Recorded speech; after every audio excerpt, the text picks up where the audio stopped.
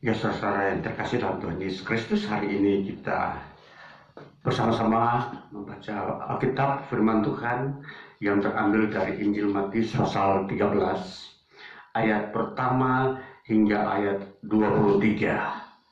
Bunyinya demikian. Perumpamaan tentang seorang penabur. Pada hari itu keluarlah Yesus dari rumah itu dan duduk di tepi danau. Maka datanglah orang-orang banyak berbondong-bondong lalu mengerumuni dia, sehingga ia naik ke perahu dan duduk di situ. Sedangkan orang banyak semuanya berdiri di pantai. Dan ia mengucapkan banyak hal dalam perumpamaan kepada mereka. Katanya, adalah seorang penabur keluar untuk menabur. Pada waktu ia menabur, sebagian benih itu jatuh di pinggir jalan. Lalu datanglah burung dan memakannya sampai habis. Sebagian jatuh di tanah yang berbatu-batu, yang tidak banyak tanahnya. Lalu benih itu pun segera tumbuh karena tanahnya tipis. Tetapi sesudah matahari terbit, layulah ia dan menjadi kering karena tidak berakar. Sebagian lagi jatuh di tengah semak duri, lalu makin besarlah semak itu dan menghimpitnya sampai mati. Dan sebagian jatuh di tanah yang baik, lalu berbuah. Ada yang 100 kali lipat, ada yang 60 kali lipat, ada yang 30 kali lipat. Siapa bertelinga, hendaklah ia mendengar. Maka datanglah murid-muridnya dan bertanya kepadanya, "Mengapa engkau berkata-kata kepada mereka dalam perumpamaan?" Jawab Yesus, "Kepadamu diberi karunia untuk mengetahui rahasia kerajaan surga, tetapi kepada mereka tidak. Karena siapa yang mempunyai kepadanya akan diberi, sehingga ia berkelimpahan. Tetapi siapa yang tidak mempunyai, apapun juga yang ada padanya akan diambil daripadanya. Itulah sebabnya aku berkata dalam perumpamaan kepada mereka, karena sekalipun melihat, mereka tidak melihat, dan sekalipun mendengar, mereka tidak mendengar dan tidak mengerti. Maka pada mereka genaplah nubuat Yesaya yang berbunyi, kamu akan mendengar dan mendengar, namun tidak mengerti. Kamu akan melihat dan melihat, namun tidak menangkap. Sebab hati bangsa ini telah menebal, dan telinganya berat mendengar, dan matanya melekat tertutup, supaya jangan mereka melihat dengan matanya, dan mendengar dengan telinganya, dan mengerti dengan hatinya, lalu berbalik sehingga aku menyembuhkan mereka. Tetapi berbahagialah matamu karena melihat dan telingamu karena mendengar. Sebab aku berkata kepadamu, sesungguhnya banyak nabi dan orang benar ingin melihat apa yang kamu lihat, tetapi tidak melihatnya, dan ingin mendengar apa yang kamu dengar, tetapi tidak mendengarnya. Karena itu dengarlah arti perumpamaan penabur itu. Kepada setiap orang yang mendengar firman tentang kerajaan surga, tetapi tidak mengertinya, datanglah si jahat dan merampas yang ditaburkan dalam hati orang itu. Itulah benih yang ditaburkan di pinggir jalan. Benih yang ditaburkan di tanah yang berbatu-batu ialah orang yang mendengar firman itu dan segera menerimanya dengan gembira. Tetapi ia tidak berakar dan tahan sebentar saja. Apabila datang penindasan atau penganiayaan karena firman itu, orang itu pun segera murtad. Yang ditaburkan di tengah semak duri ialah orang yang mendengar firman itu, lalu kekhawatiran dunia ini dan tipu daya kekayaan menghimpit firman itu sehingga tidak berbuah. Yang ditaburkan di tanah yang baik ialah orang yang mendengar firman itu dan mengerti, dan karena itu ia berbuah. Ada yang 100 kali lipat, ada yang 60 kali lipat, ada yang 30 kali lipat. Ya, demikian firman Tuhan yang kita dengar di hari ini. Ya, saudara-saudara yang terkasih, sungguh kita berbahagia karena firman Tuhan ini akan membuka lagi wawasan bagi kita bagaimana menjadi seorang Kristen yang berbuah. Namun di dalam bagian ini saya memberikan tema adalah iman yang berbuah. Ya, atau bisa dibalik, buah iman, lebih positif karena saya lebih tertarik dengan istilah buah iman. Ya, saudara, di dalam perumpamaan ini dalam Injil Matius pasal 13. Di sini kita akan bertemu dengan ada 4 golongan orang yang memberi respon terhadap firman Tuhan. Ya, tentunya di dunia ini kita akan melihat begitu ragam orang atau manusia di dalam kepeduliannya terhadap firman Tuhan, wahyu Tuhan, kebenaran Tuhan. Ya, minggu lalu sebagaimana juga saya pernah singgung bahwa bagaimana pentingnya firman Tuhan bagi seseorang, karena di situ akan menuntut hidupnya kepada sesuatu kehidupan yang berkualitas, hidup lebih baik, hidup di dalam kebenaran. Nah, itulah yang menjadi inti penyampaian berita firman Tuhan untuk kita, saudara-saudara, supaya kita menjadi manusia yang lebih berkualitas, yang bertanggung jawab baik terhadap Tuhan dan terhadap diri kita sendiri. Jadi ini kita mau memperhatikan betapa kita selalu mau mempersiapkan diri kita. Sekarang kita mau memperhatikan, kita mau melihat makna daripada perumpamaan yang Tuhan Yesus sampaikan. Saudara, di dalam bagian-bagian pengajaran Yesus, Yesus mempunyai 2 metode di dalam menyampaikan Injil Kerajaan Allah. Pertama, dia mengajarkan secara transparan, dia mengajarkan secara letter-let berbagai hukum-hukum kerajaan Allah, hukum kebenaran yang harus manusia pakai untuk berkenan kepada Allah. Ini metode pertama. Metode yang kedua adalah melalui perumpamaan. Jadi perumpamaan ini adalah sesuatu alur cerita yang di dalamnya mengandung kiasan. Ya, jadi hal-hal yang terjadi di dunia ini dihadirkan di dalam suatu kiasan. Bagaimana kebenaran itu dia berekspresi di dalam setiap kehidupan manusia di dunia ini. Nah, inilah sebabnya bagaimana Yesus Kristus yang tampil mengajarkan pengajarannya lewat satu metode ini yang disebut perumpamaan.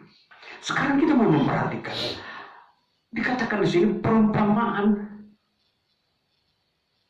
tentang seorang penabur.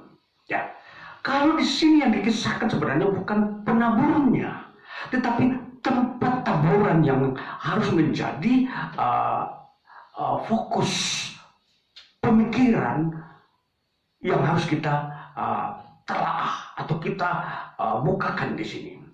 Yang pertama dikatakan, ayat yang keempat dikatakan, pada waktu ia menabur, sebagian benih jatuh di pinggir jalan. Nah, ini kita mulai. Bagaimana benih? Seorang penabur membawa benih. Katakanlah benih itu setiap tradisi seorang penabur benih atau petani, dia membawa sebuah tempat untuk menabur benih atau menampung benih maksudnya. Nah, biasanya di sini adalah benih gandum. Nah, di dalam ladang yang sudah ada yang dia punyai, ya katakanlah kita mengambil sebuah kiasan seperti ini dulu, bahwa ladang itu ternyata tidak semua terdiri dari tanah yang subur. Ada yang di pinggir jalan, kemudian ada yang berbatu-batu, lalu kemudian ada yang di situ masih ada semak-semak. Ya, lalu kemudian lahan yang keempat adalah tanah yang subur. Nah, jadi ini dalam sebuah ilustrasi ini atau gambaran atau kiasan ini, bahwa ternyata semua ladang itu ditanami oleh si penabur ini. Dia menanam di pinggir jalan pun dia tabur, walaupun dia tahu itu pinggir jalan. Yang berbatu-batu pun dia tabur, karena dia beranggapan tanah ini tidak boleh menganggur, tidak boleh ada yang kosong atau tidak terpakai untuk perkebunannya dia. Dan bahkan ada yang sudah ada semak belukar di situ tumbuh, dia pun tabur. Dan akhirnya benih-benih ini pun semua akhirnya bisa tumbuh. Nah, kita mau memperhatikan bagaimana bagian-bagian pertama ini itu kita bahas dan kita melihat maknanya. Di dalam perumpamaan ini tentunya ini bukan berbicara hanya dari sisi sebuah pekerjaan seorang petani. Tetapi ini berbicara tentang respon atau respek manusia terhadap berita Injil atau firman Allah. Dan tentunya di sini dalam perumpamaan ini sebuah gambaran bagaimana Yesus Kristus memperlihatkan seorang penabur ini bagaikan seorang pekerja dari pihak kerajaan Allah. Itulah sebabnya seringkali seorang penabur ini diarahkan kepada dialah Yesus, Tuhan itu. Nah, saudara, jadi kalau kita melihat di sini bahwa benih yang pertama kita memperhatikan sebagian. Jadi kalau ada 4 peta atau 4 lokasi lahan ini, maka seperempatnya itu ditabur di pinggir jalan, seperempatnya lagi ditabur di yang berbatu-batu, seperempat lagi ditabur di yang belukar, seperempat lagi ditabur di tanah yang baik. Saudara, secara penelitian, kalau orang ingin mau meneliti, seorang petani atau seorang sarjana pertanian kalau ingin meneliti, tentunya secara logika yang tumbuh subur pasti di tanah yang subur. Yang lain itu pasti tidak akan mungkin maksimal, bahkan bisa mati.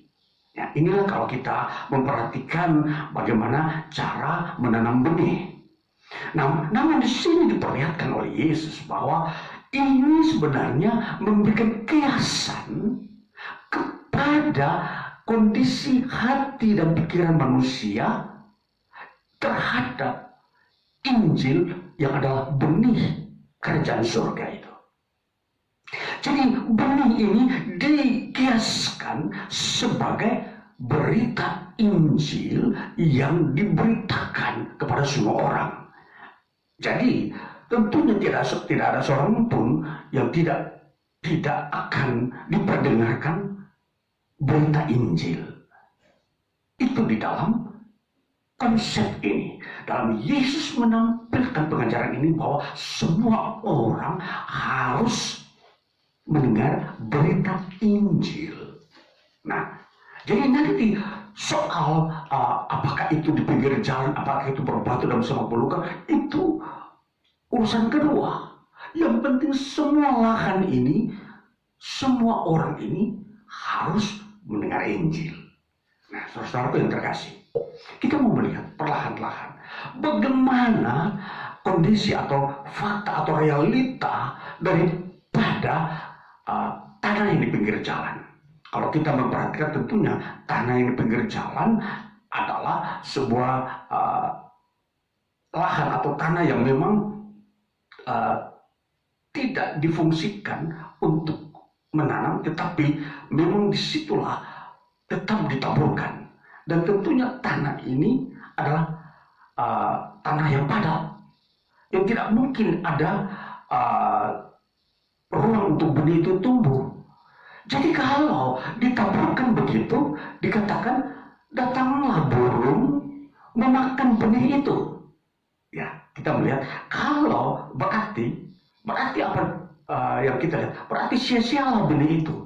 Benih itu tidak tumbuh, bahkan dimakan oleh makhluk yang lain, burung ya. Nah, nanti kita memperhatikan bagaimana Yesus menjelaskan tentang tanah yang di pinggir jalan di dalam ayat yang ke-18. Kita baca ayat 18. Karena itu dengarlah arti perumpamaan penabur itu kepada setiap orang yang mendengarkan firman tentang kerajaan surga, tetapi tidak mengertinya, datanglah si jahat dan merampas yang ditaburkan dalam hati orang itu. Itulah benih yang ditabur di pinggir jalan.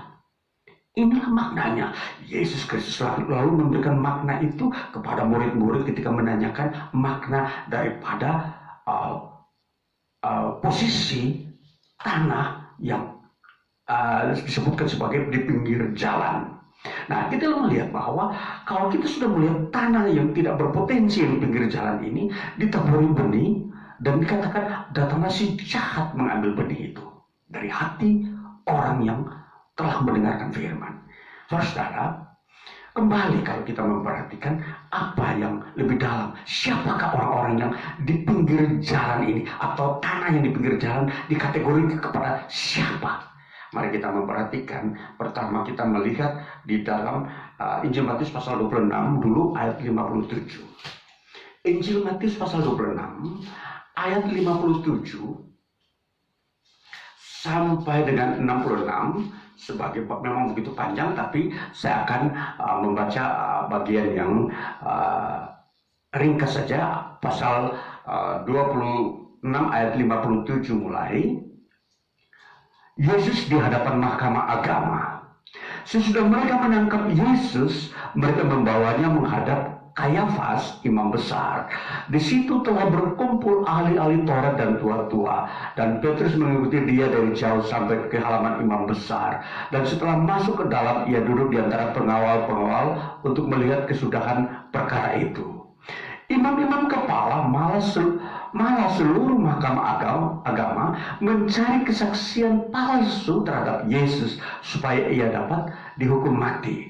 Tetapi mereka tidak memperolehnya, walaupun tampil banyak saksi dusta. Tetapi akhirnya tampillah dua orang yang mengatakan, orang ini berkata, aku dapat merubuhkan bait Allah dan membangunnya kembali dalam 3 hari. Lalu imam besar itu berdiri dan berkata kepadanya, tidakkah engkau memberi jawab atas tuduhan-tuduhan saksi-saksi ini terhadap engkau? Tetapi Yesus tetap diam. Lalu kata imam besar itu kepadanya, demi Allah yang hidup, katakanlah kepada kami, apakah engkau Mesias, anak Allah atau tidak? Jawab Yesus, engkau telah mengatakannya. Sampai demikian dulu.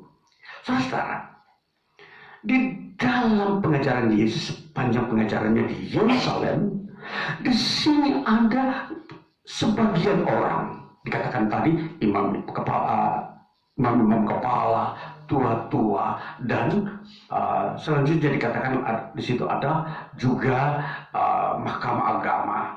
Dan ini orang-orang ini adalah orang-orang yang sudah mendengar tentang Yesus, tetapi mereka mau mencari saksi-saksi dusta supaya menjatuhkan hukuman kepada Yesus. Bahkan ketika Yesus mengajarkan bahwa dia adalah Mesias, anak Allah, mereka pun berkata bahwa Yesus ini telah menghujat Allah dengan menyebut bahwa dia anak Allah. Ini saudara-saudara, inilah gambaran tentang orang-orang yang disebutkan sebagai di pinggir jalan. Benih mereka dengar berita kerajaan Allah, bahwa Yesus benar-benar adalah anak Allah. Tetapi mereka tidak menerima itu.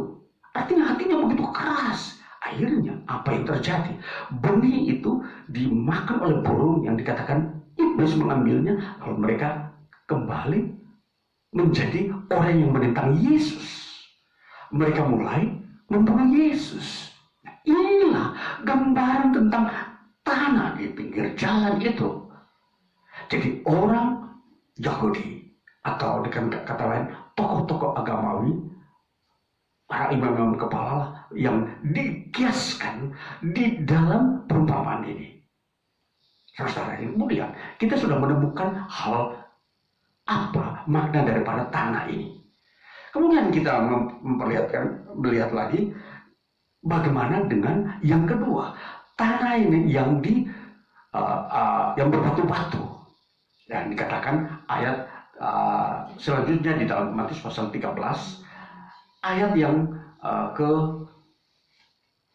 20 dikatakan, benih yang ditaburkan di tanah yang berbatu-batu ialah orang yang mendengar firman itu dan segera menerimanya dengan gembira.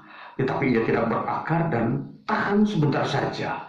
Apabila datang penindasan atau penganiayaan karena firman itu, orang itu pun segera murtad. Saudara, jadi tanah yang berbatu ini, orang ini betul-betul datang mendengarkan firman. Dia gembira. Ya, tetapi ketika datang penganiayaan, datang sebuah penderitaan yang mau menentang firman yang dia telah terima, dia menjadi murtad, meninggalkan kebenaran itu. Mari kita memperhatikan contoh ini di dalam 2 Timotius 1 ayat 15. Kita melihat bagaimana orang-orang yang meninggalkan kebenaran ini. 2 Timotius pasal yang pertama ayatnya yang ke-15. 2 Timotius 1 ayat 15 bunyinya begini.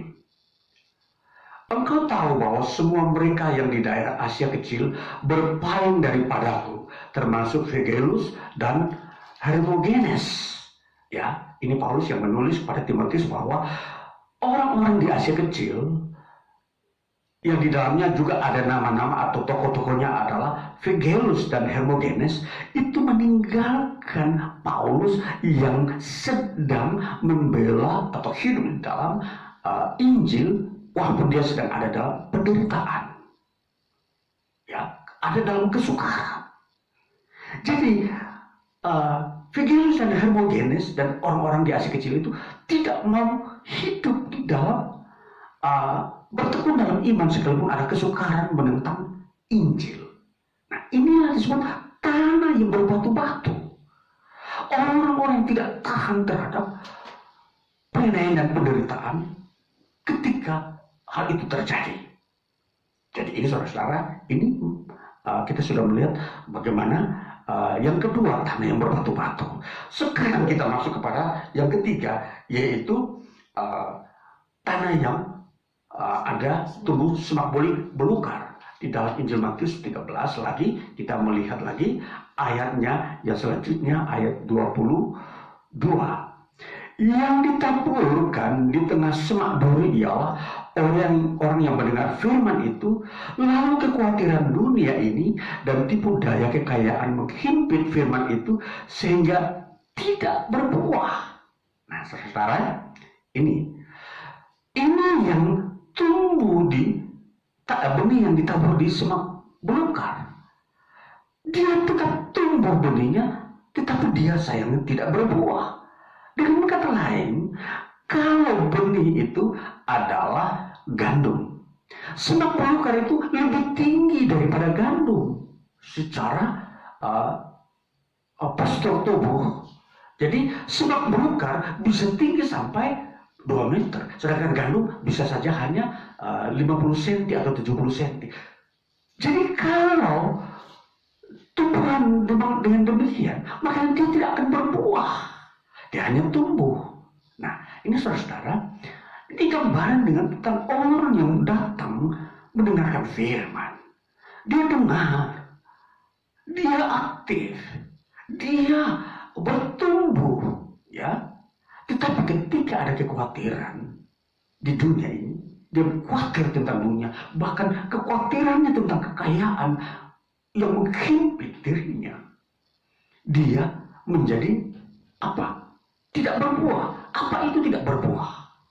Tidak berbuah di dalam sebuah bentuk ialah dia suam-suam kuku. Mari kita buka di dalam contoh dalam Wahyu pasal 3 ayat 14 sampai 17. Kitab Wahyu pasal 13, pasal yang ketiga maksudnya, ayat 14 sampai 17. Dikatakan begini. Kepada jemaat di Laodikia, dan tuliskannya kepada malaikat jemaat di Laodikia. Inilah firman dari Amin, saksi yang setia dan benar, permulaan dari ciptaan Allah. Aku tahu segala pekerjaanmu, engkau tidak dingin dan tidak panas. Alangkah baiknya jika engkau dingin atau panas. Jadi karena engkau suam-suam kuku dan tidak dingin atau panas, aku akan memuntahkan engkau dari mulutku. Karena engkau berkata, aku kaya dan aku telah memperkayakan diriku dan aku tidak kekurangan apa-apa. Dan karena engkau tidak tahu bahwa engkau melarat dan malang, miskin, buta dan telanjang. Ini saudara-saudara, jemaat di Sardis ini adalah jemaat memang kaya. Mereka penuh dengan kekayaan-kekayaan materi. Jadi mereka ternyata dengan kekayaan itu justru mereka tidak bisa menghasilkan buah iman. Mereka duduk manis hanya menikmati zona nyaman, ketentraman, kesejahteraan, karena yang mereka kejar itu adalah kekayaan. Jadi sebagai orang-orang yang telah percaya kepada Yesus Kristus, justru mereka mengalihkan pandangan mereka kepada kekayaan sebagai fokus utama dalam hidup ketika menjadi seorang Kristen. Jadi disitulah yang menjadi orientasi, ya, pengenalan mereka bahwa hidup ini itu ditekankan kepada kekayaan, bukan kepada bagaimana iman itu berbuah. Nanti kita akan melihat apa itu buah iman. Jadi akhirnya mereka tidak berbuah. Jadi buah iman itu nanti kita akan melihat sebenarnya seperti apa. Apakah itu bentuk materi atau bukan. Jadi jelas buah iman itu bukanlah kekayaan.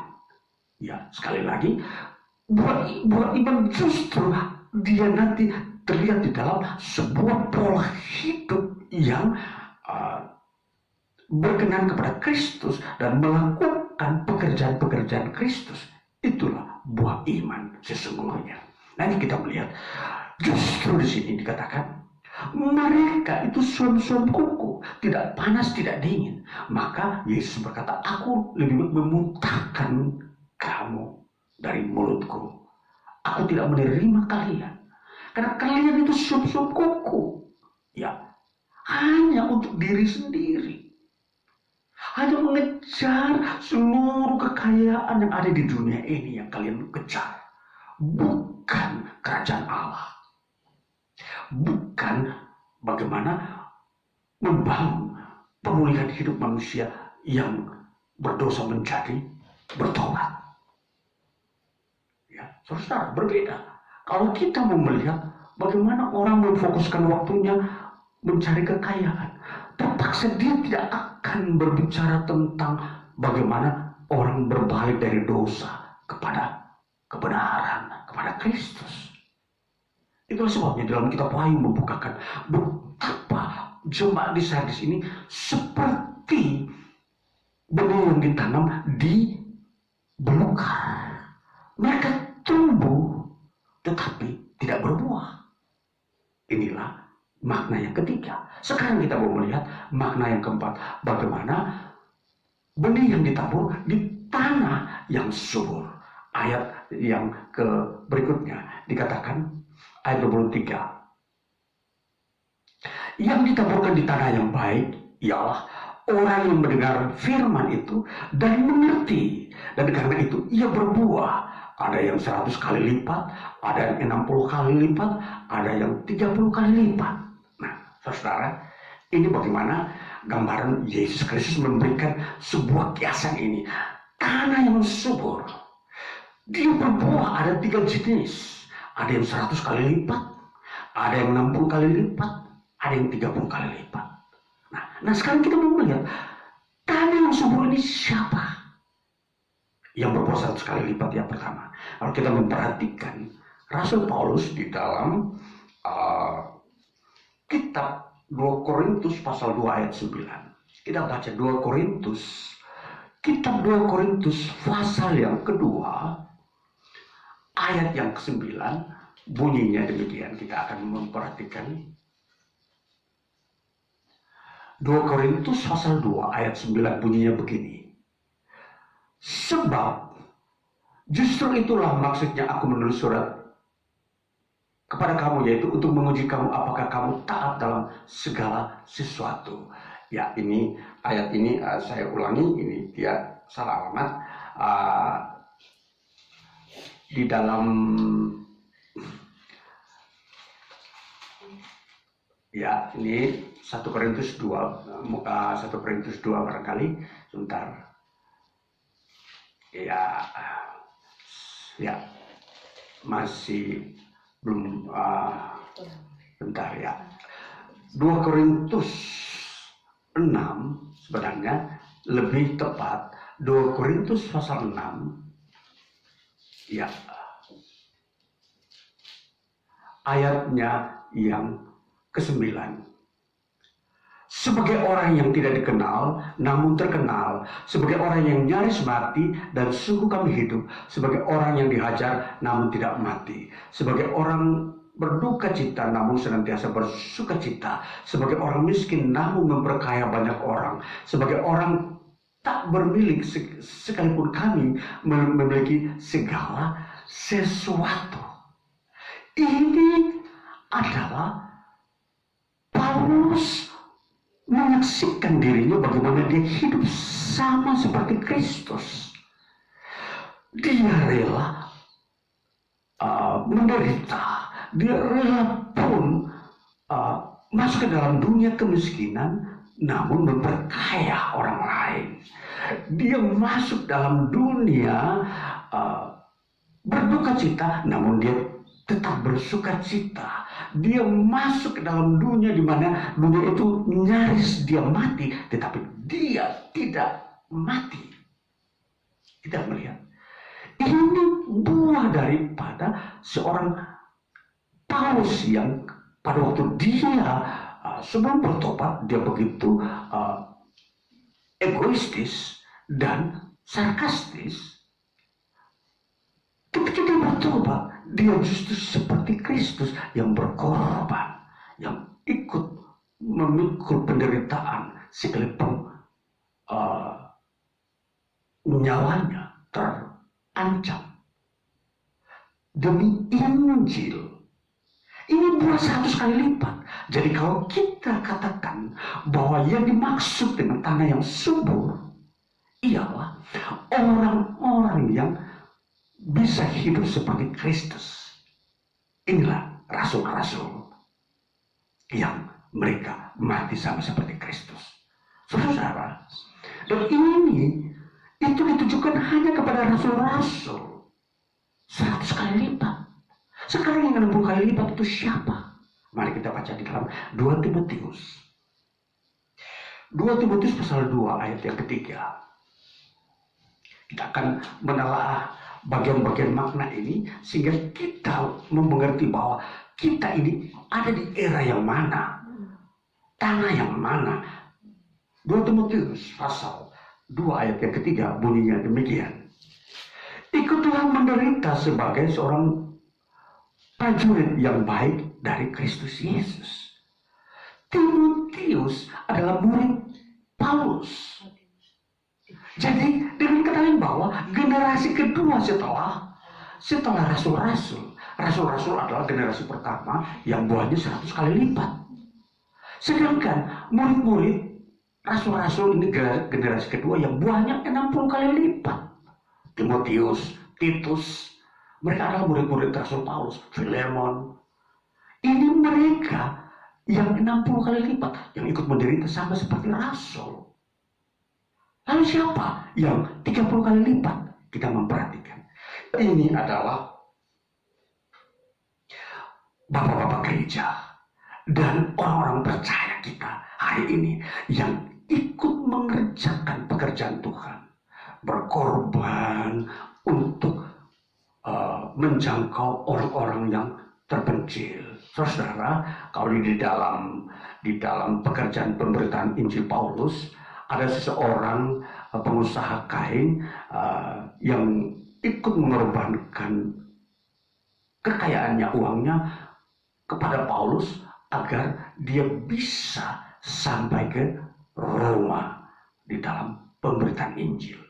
Ini kalau kita memperhatikan, ini orang-orang golongan ketiga, orang-orang yang memperhatikan pekerjaan pemberitaan Injil.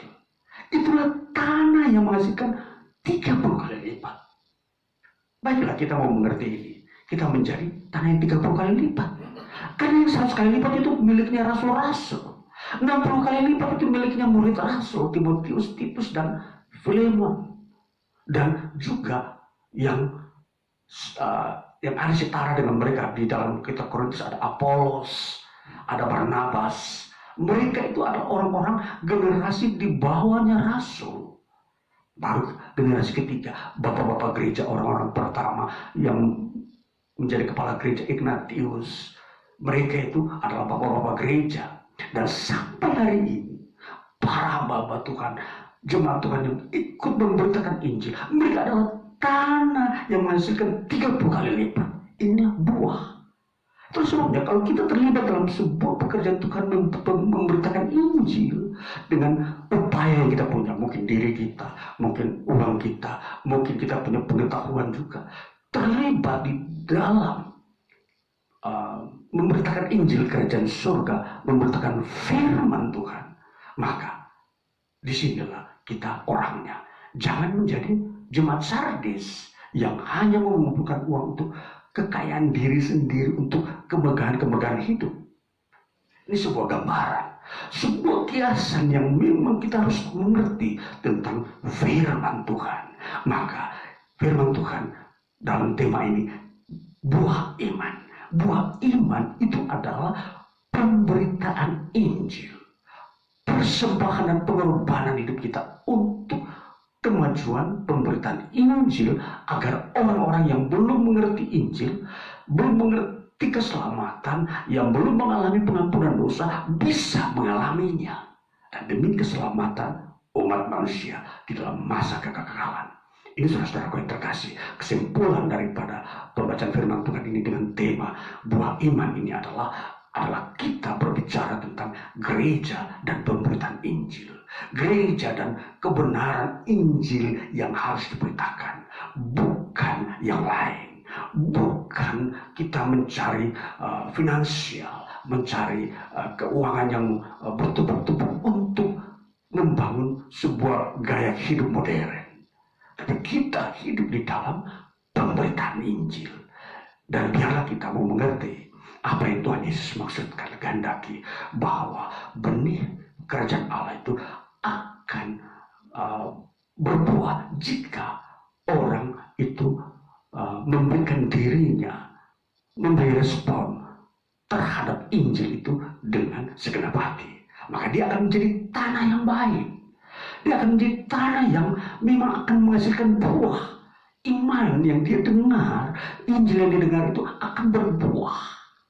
Dan ini diawali tentunya dari pertobatan. Rasul Paulus sebelum dia menjadi seorang rasul, dia harus bertobat. Dan tentunya gereja pun demikian. Sebelum berbuah harus diawali dengan pertobatan. Setiap orang sebelum masuk ke dalam dunia pemberitaan Injil agar dia berbuah, diawali dengan pertobatan, pengakuan dosa. Inilah yang menjadi kunci iman itu berbuah. Saudara-saudaraku yang terkasih, dari semua ini kesimpulan bahwa ini adalah era terakhir.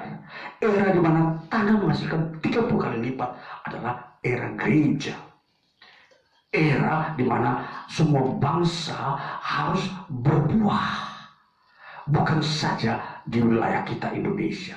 Semua bangsa harus berbuah kalau ingin berkenan kepada Kristus Yesus. Dan tentunya semua ini akan membuat kita menjadi orang-orang benar dan menyongsong keselamatan Tuhan. Demikian firman Tuhan bagi kita. Tuhan Yesus memberkati kita. Haleluya. Amin.